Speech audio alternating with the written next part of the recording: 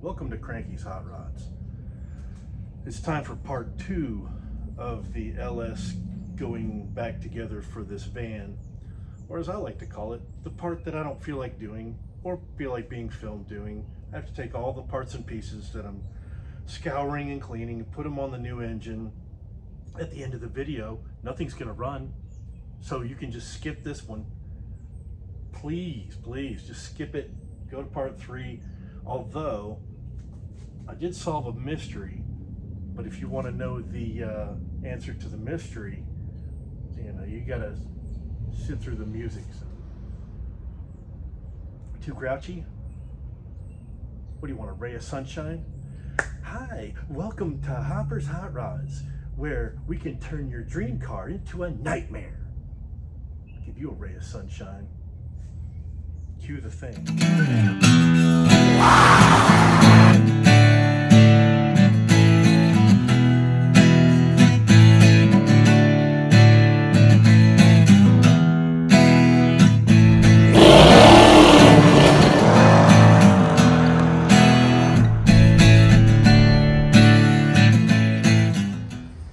Well, the engine's out, and before we scavenge everything off this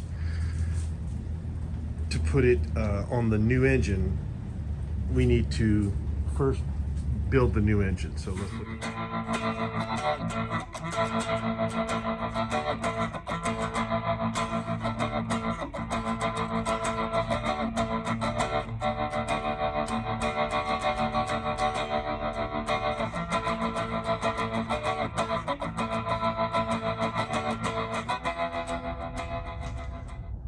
we're more or less secured on the engine stand. We can now strip the sensors, the ignition, the exhaust, all the accessories, everything that's going to go on the new engine can come off of this engine. Let's get at that little project.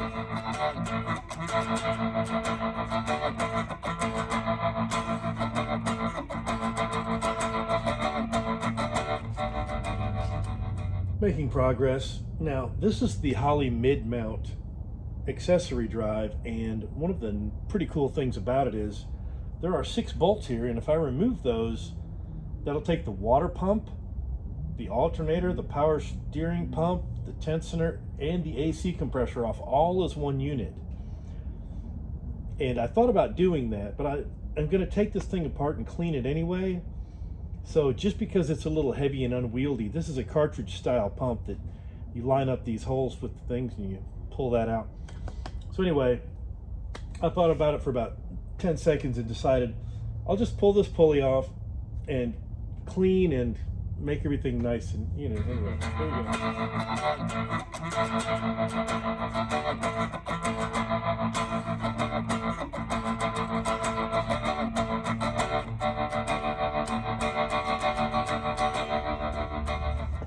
For anyone who has pulled the balancer off of an LS, one of the techniques is to get the Chrysler balancer puller, because that's what you can get readily at the auto parts place. But as you may or may not know, the little rod that they suggest that goes into the base of the threads in the center of the thing, you can cut your own and make it be the right length. Or I've got an old balancer bolt and I just ground off the flange and put a spacer nut on it, and you can put that in finger tight, and then just the base of the tool will push against the head of the bolt and hopefully pull the balancer right off. What are the chances?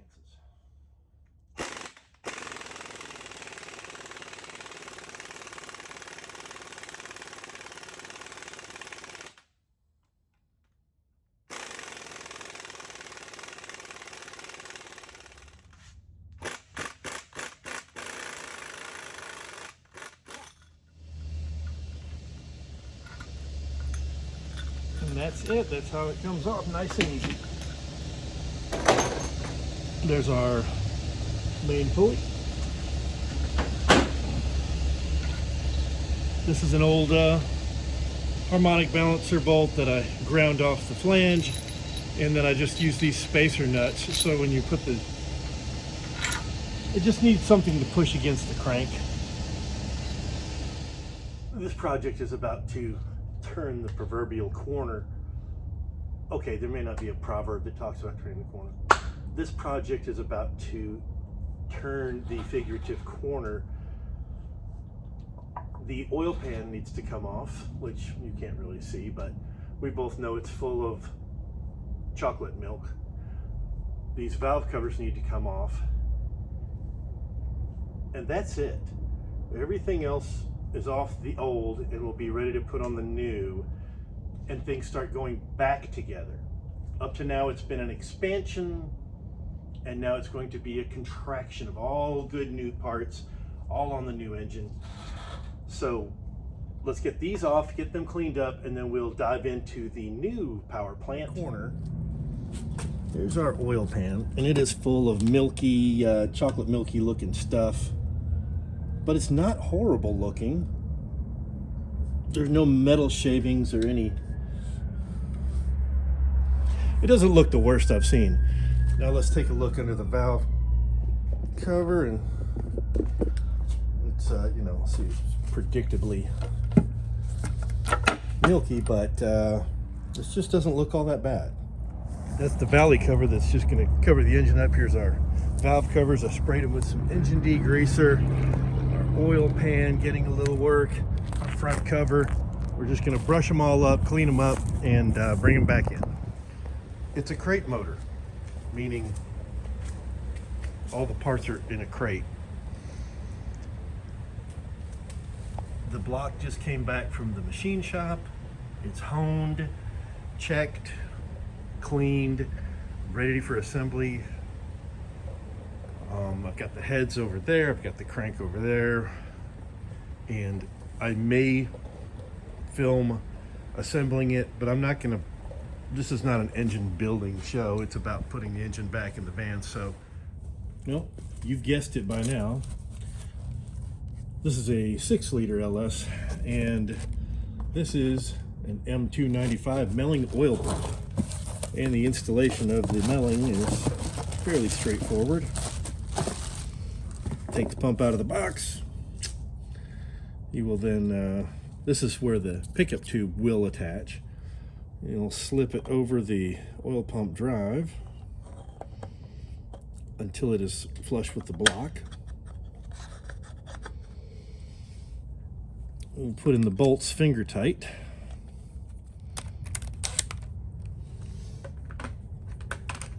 And finger tight allows that little bit of movement that you hear there. So just finger tight. So it doesn't click when you move it. I'm going to install my crank bolt with a spacer just so that I've got a way to spin the crank here.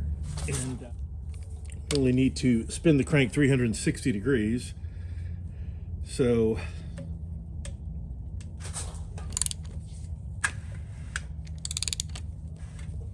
I've got my timing gear marked. So as soon as I see that mark come back around, I know I've gone at least 360 degrees, like such. And then you can now tighten the bolts to 18 foot-pounds of torque. There's 18.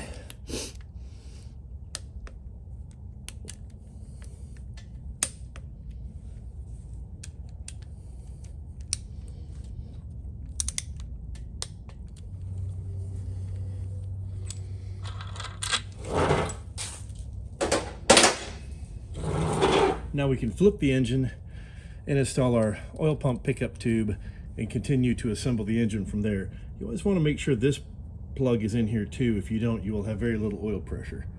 Don't ask me how I know. Restoration in progress, restoring, powder coating, high temperature coating being applied.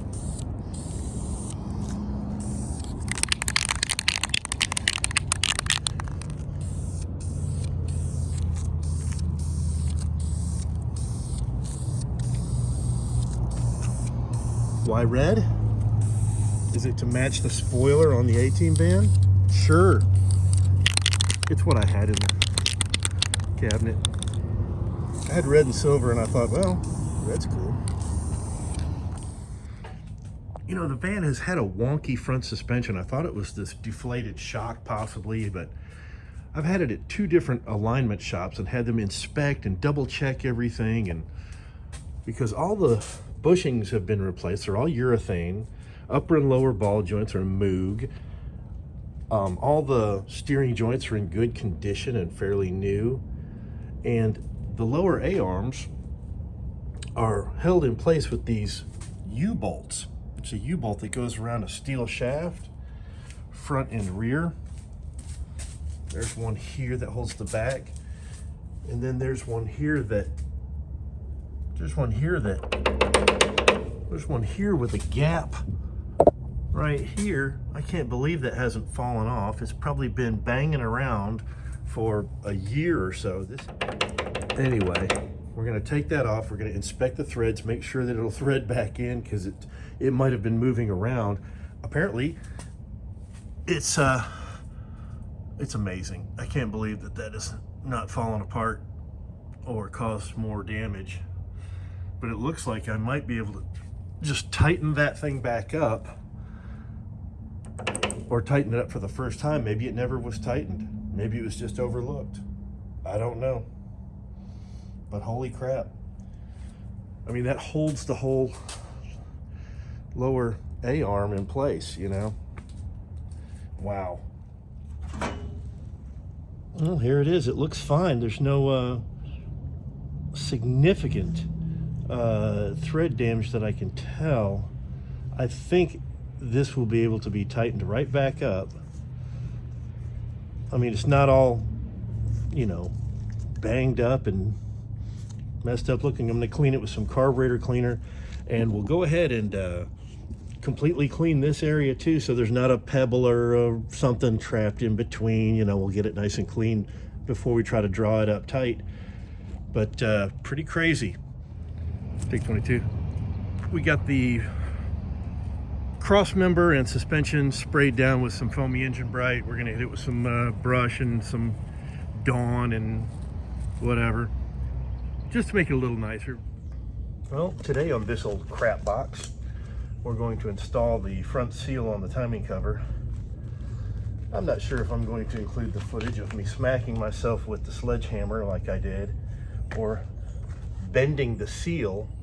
See, I tried to use the cheap $15 Felpro seal, and it might work just fine, but it didn't want to go in, and it bent, and I got frustrated, so that's gone.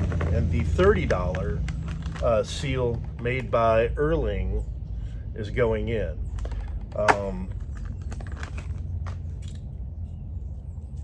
It's just, I don't know, it seems to line up better. And we're gonna put a dab of Rich People oil on it.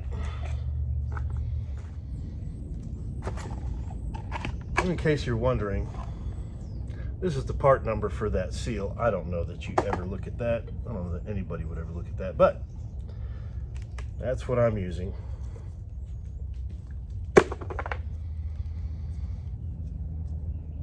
A nice seal driver.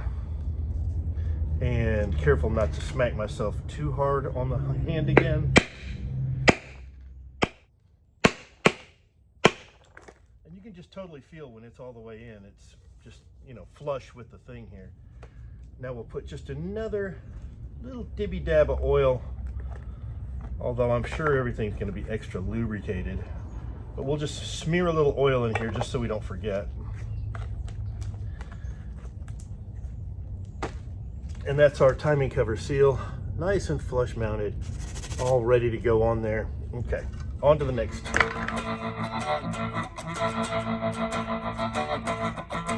We're gonna try this technique. We're gonna put the balancer in the toaster oven on its lowest setting for about 10 minutes. So it'll be piping hot. The metal will expand a little bit, and it'll slip onto the crankshaft more easily.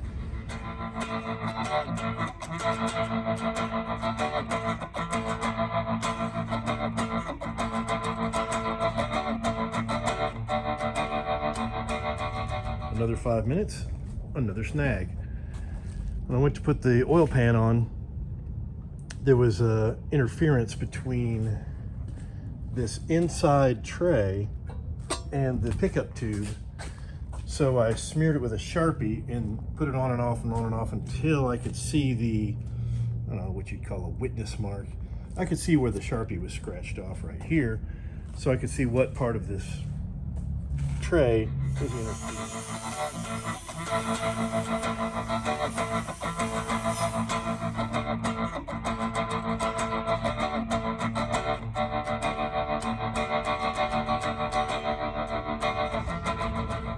If you fancy doing one of these engine swaps, you'll likely end up with some sort of adapter plate for your motor mounts.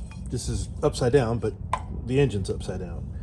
And it uses these countersunk bolts, and since this has been assembled and disassembled once, I'm going to add some fresh Loctite on here. And it relocates the what they call the clamshell mounts. Let me just stick another one here. I'll show you how that works.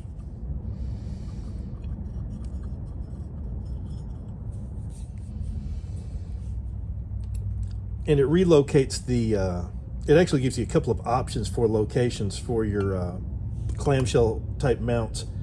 But this put it right back exactly in the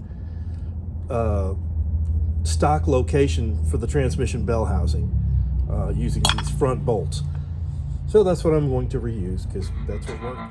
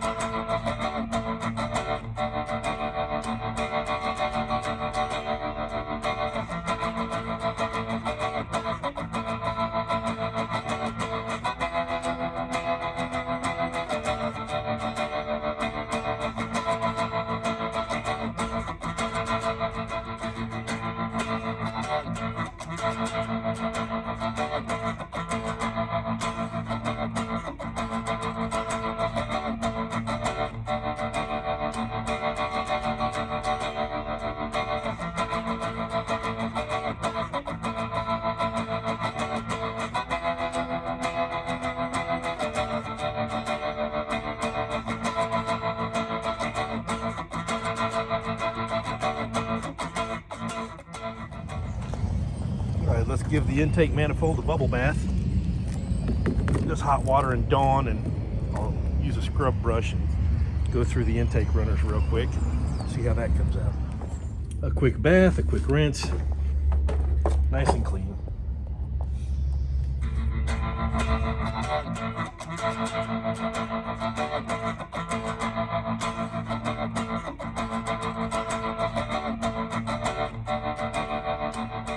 Next episode, the transmission, everything gets put together, shoved back in there. It's just a couple of quick plugs to plug everything in, and we'll see what kind of power this thing makes and go for a test drive. I asked our production crew to track down who was responsible for leaving the U-bolt loose on the suspension because that was dangerous. It's inexcusable egregiousness of a heinous nature. And you know, something should be done about it. Did we find out who? Oh, it was Hopper's Hot Rods that did the suspension upgrades. Which technician? Well, nobody's perfect. There are 2,600 nuts and bolts on an average vehicle, and if only 2 get missed, well, that's pretty good odds overall. I'd say, you know, a B-. Well, that's it. Thanks for watching.